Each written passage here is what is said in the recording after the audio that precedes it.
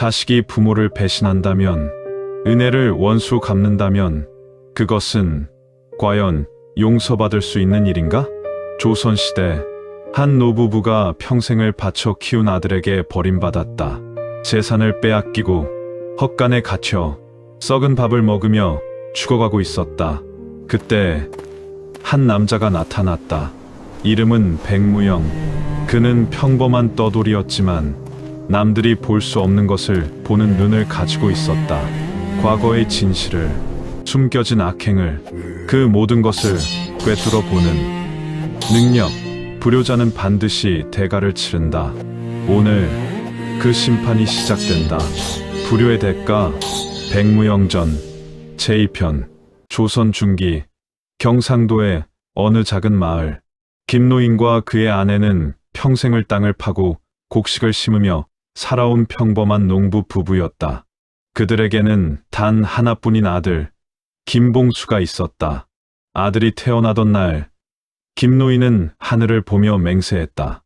이 아이만큼은 나처럼 평생 흙만 파며 살지 않게 하리라. 그날부터 김노인 부부의 고난이 시작되었다. 자신들은 보리죽으로 끼니를 때우면서도 아들에게는 쌀밥을 먹였다. 한겨울 옷 한 벌 없이 떨면서도 아들에게는 비단 두루마기를 지어 입혔다. 아들이 글을 배우겠다 하자 논 한 마지기를 팔아 서당에 보냈고, 과거를 보겠다 하자 남은 밭까지 팔아 한양으로 보냈다. 그리고 마침내 삼수 끝에 김봉수는 과거에 급제했다. 마을 전체가 축하했고 김노인 부부는 눈물을 흘렸다. 우리 아들이 해냈구나. 이제 고생 끝이구나. 하지만 그들은 몰랐다. 그것이 진짜 고생의 시작이라는 것을. 5년 후 김봉수는 마을의 이방으로 출세해 돌아왔다. 관복을 입고 말을 타고 하인을 거느리고, 그러나 그의 눈빛은 차가웠다. 부모를 보는 그의 시선에는 더 이상 따뜻함이 없었다. 어느 겨울날 저녁, 김노인 부부는 아들의 집 사랑채에서 무릎을 꿇고 있었다. 아들 앞에서 김봉수는 차갑게 말했다. 이 집은 자기 돈으로 산 것이며 부모가 계실 곳이 못 된다고. 김노인이 떨리는 목소리로 항변했지만 소용없었다. 문서에는 아들의 이름이 적혀 있었다. 문서에 자기 이름을 쓸 줄도 몰랐던 김노인은 아들을 믿고 모든 것을 맡겼었다. 그런데 아들이 그 문서를 바꿔치기 한 것이었다. 며느리 박씨는 더욱 악독했다. 처음부터 시부모를 짐으로 여긴 그녀는 날카로운 목소리로 늙은이들을 몰아세웠다. 그렇게 김노인 부부는 헛간으로 쫓겨났다. 평생을 일군 집에서, 자식을 위해 모든 것을 바친 그 집에서. 헛간은 추웠다. 찬바람이 벽 틈새로 파고들었고 쥐들이 기어다녔다. 김노인 부부는 얇은 집자리 위에 웅크린 채 서로를 껴안고 떨었다. 밤이 되면 박씨가 문 앞에 밥그릇을 던져놓고 갔다. 썩은 밥, 곰팡이 핀 김치, 구더기가 꿈틀대는 된장국. 김노파는 울먹이며 물었다. 이걸 어떻게 먹느냐고. 김노인은 대답했다. 먹어야 산다고. 그래도 살아야 한다고. 왜 살아야 하는지 김노인도 알 수 없었다. 하지만 본능적으로 그냥 살아야 할 것 같았다. 어쩌면 언젠가 아들이 정신을 차리고 돌아올지도 모른다는 그 헛된 희망 하나로. 마을 사람들은 수군거렸다. 김이방이 완전히 사람이 변했다고. 부모님을 헛간에 가뒀다고. 저런 불효자가 어디 있느냐고. 하지만 아무도 나서지 못했다. 김봉수는 이제 관리였다. 함부로 대들었다가는 무슨 일을 당할지 모를 일이었다. 어느 날 밤, 김노파가 기침을 했다. 콜록, 콜록. 가래에 피가 섞여 나왔다. 김노인은 급히 사랑채로 달려가 문을 두드렸다. 내 어미가 아프다고, 제발 문을 열어달라고. 하지만 안에서 들려온 것은 박씨의 날카로운 욕설과 아들의 냉정한 목소리뿐이었다. 꾀병일 거라며 그냥 내버려 두라고. 문은 열리지 않았다. 김노인은 그 자리에 주저앉아 통곡했다. 하지만 대답은 없었다. 그저 찬바람만이 노인의 등을 때렸다. 김노인은 생각했다. 내가 전생에 무슨 죄를 지었기에 이런 벌을 받는가. 하지만 그는 알지 못했다. 멀지 않은 곳에서 한 남자가 이 마을로 걸어오고 있다는 것을. 그의 이름은 백무영. 불효의 씨앗은 뿌려졌다. 이제 그 대가를 치를 시간이 다가오고 있었다. 그 무렵 한 남자가 산길을 따라 마을로 들어서고 있었다. 30대 초반, 평범한 평민의 옷차림의 등에는 낡은 보따리 하나. 백무영이라는 이름의 떠돌이 평민이었다. 해가 지고 백무영은 마을 입구의 주막에 들렀다. 막걸리를 마시던 중 옆상에서 마을 사람들이 수군거리는 소리가 들렸다. 김이방 댁 이야기였다. 부모를 헛간에 가뒀다는 이야기, 썩은 밥을 준다는 이야기. 백무영의 손이 멈췄다. 그는 주막 주인에게 자세한 이야기를 들었다. 김노인 부부가 얼마나 아들을 위해 희생했는지, 아들이 얼마나 냉혹하게 변했는지, 그리고 지금 그들이 얼마나 비참한 처지에 있는지. 백무영은 묵묵히 듣고 있었다. 하지만 그의 주먹은 점점 굳어지고 있었다. 그는 물었다. 왜 아무도 돕지 않느냐고. 주막 주인은 한숨 쉬며 대답했다. 김봉수가 관리라서 함부로 건드릴 수 없다고. 백무영은 자리에서 일어났다. 달빛 아래 백무영은 김봉수의 집을 찾아갔다. 큰 기와집 옆에 붙어있는 허름한 헛간. 그곳에서 희미한 신음소리가 들렸다. 백무영이 조심스럽게 문을 열었다. 그리고 그는 보았다. 어둠 속에서 서로를 껴안고 떨고 있는 두 노인을. 백무영의 가슴이 무너져 내렸다. 김노인은 달빛에 비친 얼굴이 해골처럼 말라 있었다. 백무영은 자신의 보따리에서 담요를 꺼내 노인들에게 덮어주었다. 그리고 그날 밤 그들 곁을 지키기로 했다. 한밤중 백무영은 얕은 잠에 들었다. 그때 갑자기 눈앞에 이상한 광경이 펼쳐지기 시작했다. 백무영은 꿈을 꾸고 있었다. 아니, 꿈이라고 하기엔 너무나 생생했다. 그는 지금 과거 속에 서 있었다. 한여름, 젊은 김노인이 아이를 업고 산을 넘고 있었다. 땀이 비 오듯 흘렀지만 그는 멈추지 않았다. 한양 가서 큰 선비가 되라며 아이를 달랬다. 장면이 바뀌었다. 한겨울, 김노인 부부가 얇은 옷을 입고 떨고 있었지만 그들의 손에는 아들을 위한 비단 두루마기가 들려 있었다. 또 장면이 바뀌었다. 김노인이 논 문서를 관아에 넘기고 있었다. 노후가 어찌 되느냐는 관리의 물음에 아들이 과거만 붙으면 굶지 않을 거라 답했다. 백무영은 보았다. 아들이 과거에 붙어 돌아오던 날 김노인 부부가 눈물로 기뻐하던 모습을. 하지만 시간이 흐르며 아들의 눈빛이 변해가는 모습도. 출세할수록 부유해질수록 부모는 점점 멀어져 갔다. 그리고 어느 날 아들은 늙은이들이 집안 체면만 깎는다 말했다. 백무영은 재산 문서가 조작되는 장면도 보았다. 봉수가 몰래 부모 이름을 지우고 자기 이름을 쓰는 장면을, 그리고 부모를 헛간으로 내모는 장면까지. 백무영이 벌떡 일어났다. 온몸이 땀으로 젖어 있었고 심장이 미친 듯이 뛰었다. 이건 대체 뭐였을까? 동이 트기 시작했다. 백무영은 여전히 혼란스러웠다. 꿈이었을까? 하지만 너무 생생했다. 그때 김노인이 깨어났다. 백무영은 떨리는 마음으로 조심스럽게 손을 뻗어 김노인의 어깨에 손을 얹었다. 순간 다시 한번 과거의 장면들이 물밀듯 밀려왔다. 아들을 업고 산을 넘던 모습, 논을 팔며 눈물 흘리던 모습, 아들에게 쌀밥을 먹이며 자신은 보리죽을 마시던 모습. 모든 것이 백무영의 머릿속으로 쏟아져 들어왔다. 백무영은 황급히 손을 떼었다. 그제야 그는 깨달았다. 자신에게 특별한 능력이 있다는 것을. 과거를 보는 능력.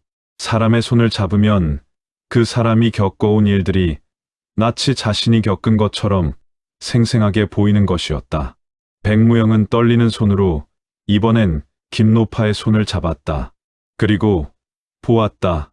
며느리 박씨가 시어머니를 때리는 장면, 썩은 밥을 던져주며 욕하는 장면, 아픈데도 의원을 불러주지 않는 장면을. 백무영의 눈에서 불길이 타올랐다. 의로운 분노가 그의 온몸을 휘감았다. 그는 단호하게 말했다. 자신이 두 분을 도와드리겠다고. 김노인은 걱정했다. 봉수는 관리라서 함부로 건드렸다간 위험하다고. 하지만 백무영은 말했다. 악은 반드시 벌을 받아야 한다고. 자신이 그 증거를 찾아내겠다고. 그날부터 백무영은 움직이기 시작했다. 마을 사람들을 만나 김봉수에 대해 물었다. 겉으론 멀쩡한 척하지만 뇌물을 받는다는 소문이 자자했다. 하지만 증거가 없어 아무도 고발하지 못했다. 백무영은 생각했다. 증거가 필요하다고. 자정이 넘어 백무영은 관아로 향했다. 이방의 서류 보관소. 그곳에 틀림없이 증거가 있을 것이었다. 담을 넘고 건물에 침입한 백무영은 조심스럽게 문서함을 열었다. 수많은 문서들을 하나하나 손으로 만지며 능력을 발동시켰다. 순간 과거의 장면들이 눈앞에 펼쳐졌다. 김봉수가 뇌물 주머니를 받으며 세금 장부를 조작해주겠다 말하는 장면, 부정부패, 세금 착취, 뇌물 수수, 그리고 부모의 재산을 가로챈 조작 문서까지 모든 것이 하나하나 드러났다. 백무영은 핵심 문서들을 챙겼다. 특히 김노인의 재산을 가로챈 증거와 뇌물 장부를. 그때 밖에서 야경꾼의 발소리가 들렸다. 백무영은 숨을 죽이고 어둠 속에 몸을 숨겼다. 야경꾼이 지나가자 백무영은 조용히 그림자처럼 관아를 빠져나왔다. 헛간으로 돌아온 백무영의 손에는 결정적 증거들이 들려 있었다. 그는 문서를 펼쳐 보였다. 원래 김노인 명의였던 재산 문서, 지워진 흔적이 선명했다. 아들이 조작한 것이었다. 김노인이 주저앉았다. 아들에 대한 마지막 희망마저 무너져 내렸다. 김노파는 울었다. 우리 아들이 정말 그랬느냐고. 백무영이 일어섰다. 내일 아침 수령께 이 문서들을 제출하겠다고. 김봉수는 반드시 벌을 받을 것이라고. 동쪽 하늘이 붉게 물들기 시작했다. 새로운 날이 밝아오고 있었다. 그리고 김봉수에게는 심판의 날이 다가오고 있었다. 동이 트고 백무영은 증거 문서들을 품에 넣고 관아로 향했다. 관아 문 앞에서 뒤에서 날카로운 목소리가 들렸다. 김봉수였다. 그는 백무영을 수상쩍게 쳐다보며 물었다. 어젯밤 자기 집 근처에서 본 것 같다고. 무슨 일로 관아에 왔느냐고. 백무영은 침착하게 대답했다. 고발하러 왔다고. 부모를 학대하고 재산을 가로채고 뇌물을 받은 자를 고발하러 왔다고. 김봉수의 얼굴이 굳어졌다. 백무영이 품에서 문서 하나를 꺼내 보이자 김봉수의 눈이 커졌다. 자신이 숨겨둔 재산 조작 문서였다. 김봉수가 갑자기 달려들어 문서를 빼앗으려 했지만 백무영은 이미 한 발 뒤로 물러서 있었다. 소용없다고. 이미 사본을 여러 장 만들어뒀다고. 거짓말이었지만 김봉수는 당황했다. 백무영이 관아 안으로 들어가자 김봉수도 뒤쫓아 들어갔다. 백무영은 이미 수령 앞에 무릎 꿇고 긴급 고발을 알렸다. 모든 문서를 펼쳐 보였다. 재산 조작 문서, 뇌물 장부, 세금 착취 기록. 수령의 얼굴이 점점 굳어졌다. 김봉수는 황급히 변명했다. 저자는 도적이라고. 어젯밤 관아에 침입해서 문서를 훔쳐간 놈이라고. 백무영은 침착하게 대답했다. 진실을 밝히기 위함이었다고. 수령이 김봉수에게 문서들을 설명하라 했다. 특히 재산 문서에 지워진 흔적을. 김봉수가 땀을 흘리며 거짓말을 했다. 원래부터 자기 이름이었다고. 부모가 물려준 거라고. 백무영이 다른 문서를 꺼냈다. 5년 전 토지 대장. 거기엔 분명히 김노인의 이름이 적혀 있었다. 그때 관아 받기 소란스러워졌다. 마을 사람들이 몰려온 것이었다. 그들은 증언하겠다고 외쳤다. 김이방이 김노인 부부를 학대한 건 사실이라고, 자신들이 다 봤다고, 헛간에 가둬놓고 썩은 밥 준 것도 봤다고 수령이 명령했다. 김노인 부부를 데려오라고. 잠시 후 김노인 부부가 헛간에서 나와 관하로 왔다. 비틀거리는 걸음, 해골처럼 마른 몸, 남루한 옷. 관아에 있던 사람들이 모두 숨을 죽였다. 수령조차 충격을 받은 표정이었다. 김노인이 떨리는 목소리로 이야기를 시작했다.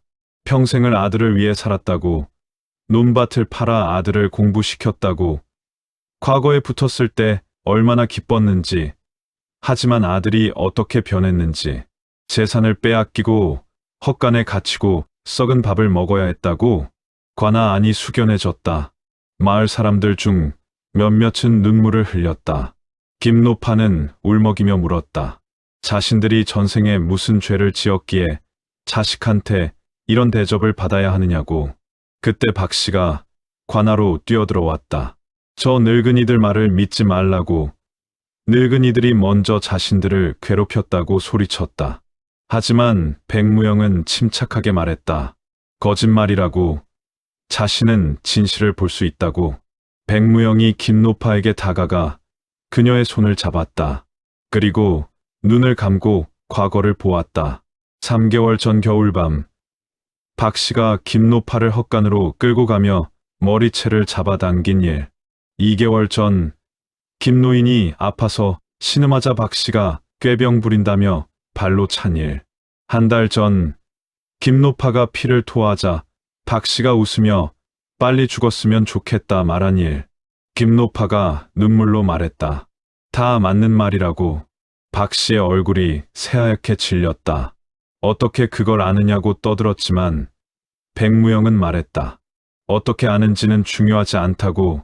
중요한 건 그것이 사실이라는 것이라고. 박씨가 남편에게 뭐라고 좀 해보라 소리쳤지만 김봉수는 이미 무너져 있었다. 증거는 명백했고 증인도 많았다. 수영이 냉정하게 물었다.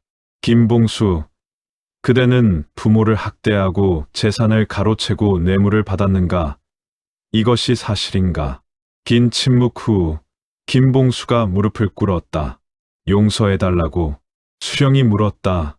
누구한테 용서를 구하느냐고. 나한테인가 아니면 부모님께인가? 김봉수가 아버지를 향해 고개를 돌렸다. 울며 잘못했다고 용서를 빌었다. 김노인은 아들을 내려다보았다. 한때는 그토록 사랑했던 아들. 하지만 지금 그 눈빛에는 따뜻함이 없었다. 김노인이 차갑게 말했다. 이제 와서 용서를 구하느냐고. 넌 이미 내 아들이 아니라고. 김봉수가 주저앉아 아버지를 불렀지만 김노인은 고개를 돌렸다. 수령이 일어나 판결을 내렸다. 김봉수는 모든 관직 박탈, 모든 재산 몰수하여 부모에게 돌려줌. 부모 학대죄로 곤장 100대, 그리고 3년 유배형. 박씨 역시 곤장 80대에 혼인을 파하고 친정으로 쫓아냄. 관아가 떠나갈 듯 웅성거렸다. 마을 사람들은 박수를 쳤다. 잘됐다고, 저런 불효자는 당연하다고, 하늘이 보고 계셨다고. 다음 날 아침, 마을 광장에 사람들이 모였다. 김봉수와 박씨의 곤장형이 집행되는 날이었다. 형리의 곤장이 내려왔다. 하나, 둘, 셋. 김봉수가 비명을 질렀다. 10, 20, 50. 마을 사람들은 조용히 지켜보았다. 동정하는 이는 없었다. 김봉수는 비명 사이로 아버지, 어머니를 불렀지만 김노인 부부는 그곳에 없었다. 보고 싶지 않았다. 자식이 벌받는 모습을. 아무리 미워도 자식은 자식이었으니까. 100대 곤장이 끝났다. 김봉수는 피투성이가 되어 쓰러져 있었다. 형리가 그를 일으켜 세웠다. 3년 유배형을 선고받았으니 지금 당장 이 마을을 떠나라고. 김봉수가 비틀거리며 일어섰다. 한때는 당당했던 이방, 이제는 죄인일 뿐이었다. 박씨도 마찬가지였다. 마을 사람들은 그들이 떠나는 모습을 지켜보았다. 누군가 말했다. 불효는 반드시 벌을 받는다고, 하늘은 보고 계셨다고. 그렇게 김봉수와 박씨는 마을에서 사라졌다. 다시는 돌아올 수 없는 곳으로. 악은 벌을 받았다. 이제 남은 것은 상처받은 두 노인의 치유뿐이었다. 형벌이 끝나고 마을에는 다시 평온이 찾아왔다. 아니, 평온보다는 정의가 찾아왔다고 해야 맞을 것이다. 김노인 부부는 자신들의 집으로 돌아갔다. 아들이 빼앗았던 그 집, 이제 다시 그들의 품으로 돌아온 것이었다. 백무영이 두 노인을 부축하며 안방으로 안내했다. 따뜻한 온돌, 깨끗한 이불, 오랜만에 보는 사람답게 살 수 있는 공간. 김노파가 떨리는 손으로 이불을 만졌다. 부드러웠다. 헛간의 거친 집자리가 아니었다. 꿈만 같다고 중얼거렸다. 김노인의 목소리가 떨렸다. 이제 정말 끝난 건가 물었다. 너무 오랜 시간 고통받았던 그는 행복이 왔을 때 그것을 믿기가 어려웠다. 백무영이 조용히 말했다. 네, 끝났다고. 이제 두 분은 편히 사실 수 있다고. 김노파가 울음을 터뜨렸다. 그동안 참았던 모든 것이 한꺼번에 쏟아져 나왔다. 고통, 슬픔, 그리고 안도. 김노인도 눈시울이 붉어졌다. 남자는 쉽게 울면 안 된다고 배웠지만 결국 그의 눈에서도 눈물이 흘러내렸다. 저녁이 되었다. 마을 사람들이 음식을 가져왔다. 따뜻한 쌀밥, 김치찌개, 나물 반찬들. 그동안 도와드리지 못해 죄송하다며 음식을 내밀었다. 김노인 부부는 떨리는 손으로 밥그릇을 들었다. 따뜻했다. 썩지 않은 깨끗한 쌀밥이었다. 김노인이 한 숟가락 떠서 입에 넣었다. 그 맛, 너무나 오랜만이었다. 김노인이 눈을 감았다. 눈물이 또 흘러내렸다. 이 맛이었다고 울먹였다. 김노파도 밥을 먹으며 울었다. 마을 사람들도 눈시울을 붉혔다. 백무영은 조용히 그 모습을 지켜보았다. 가슴이 따뜻해졌다. 내 능력이 이런 일에 쓰일 수 있구나. 밤이 깊었다. 마을 사람들이 돌아가고 백무영과 김노인 부부만 남았다. 촛불이 흔들렸다. 김노인이 물었다. 어떻게 우리의 과거를 그리 자세히 알았느냐고. 마치 직접 본 것처럼이라고. 백무영은 잠시 망설이다 말했다. 자신에게 특별한 능력이 있다고. 사람의 과거를 보는 능력이라고. 손을 잡으면 그 사람이 겪어온 일들이 보인다고. 김노인이 고개를 끄덕였다. 그래서 우리를 도우려 하셨구나. 백무영이 말했다. 두 분의 과거를 보고 분노했다고. 이렇게 선한 분들이 왜 고통받아야 하는가 하고. 그는 어렸을 때부터 이 능력이 있었지만 왜 있는지 몰랐다고. 하지만 이제는 안다고. 이 능력은 억울한 사람들을 돕기 위해 주어진 것 같다고. 진실을 밝히고 정의를 세우기 위해. 김노인이 백무영 앞에 무릎 꿇으려 했지만 백무영이 얼른 붙잡았다. 결국 김노인 부부는 백무영에게 큰절을 했다. 이 은혜를 평생 잊지 않겠다고. 다음 생에도 당신을 기억하겠다고. 백무영은 겸손하게 말했다. 자신이 한 일은 당연한 일이었다고. 다음 날 아침, 백무영이 짐을 쌌다. 떠날 시간이었다. 김노인이 급히 달려와 어디 가느냐 물었다. 떠나야 한다고. 자신이 있어야 할 곳은 여기가 아니라고. 백무영은 대답했다. 김노인이 간청했다. 여기 남으라고. 자신들이 모시겠다고. 하지만 백무영은 고개를 저었다. 세상 어딘가에 또 억울한 일을 당하는 이가 있을 거라고. 그것이 자신의 길인 것 같다고. 마을 사람들이 모여들어 백무영을 배웅했다. 먹을 것과 옷가지와 돈을 내밀었다. 백무영은 감사히 받았다. 사람들의 따뜻한 마음이 느껴졌다. 김노인이 마지막으로 말했다. 부디 건강하라고. 백무영도 어르신도 건강하시라 답했다. 백무영이 걸음을 옮겼다. 마을 입구로, 산 너머로. 사람들이 손을 흔들었다. 안녕히 가라고, 다시 오라고, 잊지 않겠다고.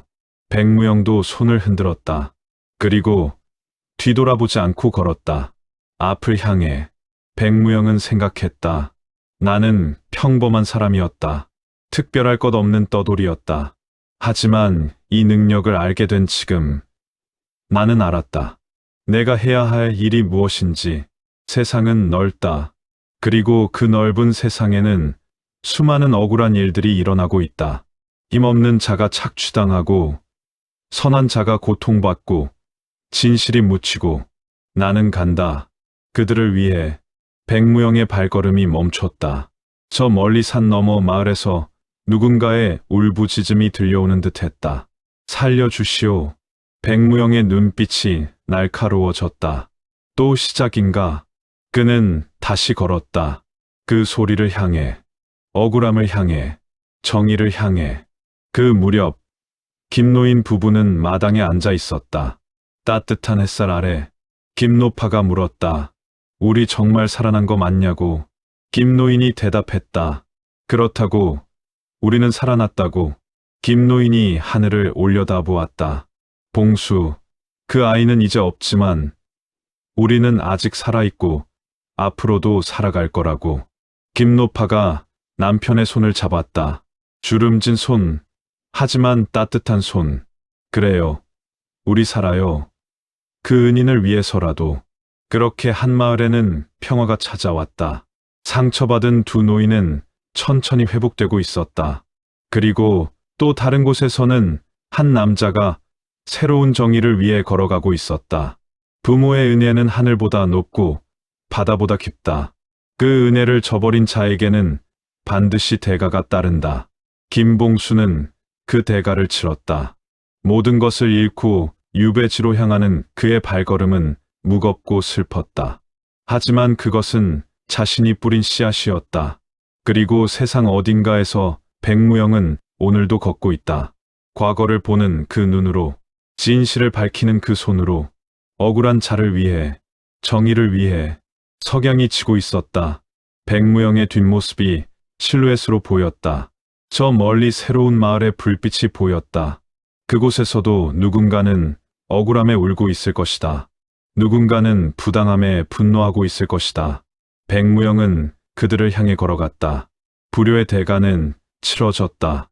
하지만 세상의 모든 불의가 사라진 것은 아니다. 그렇기에 백무영의 여정은 계속된다. 백무영전.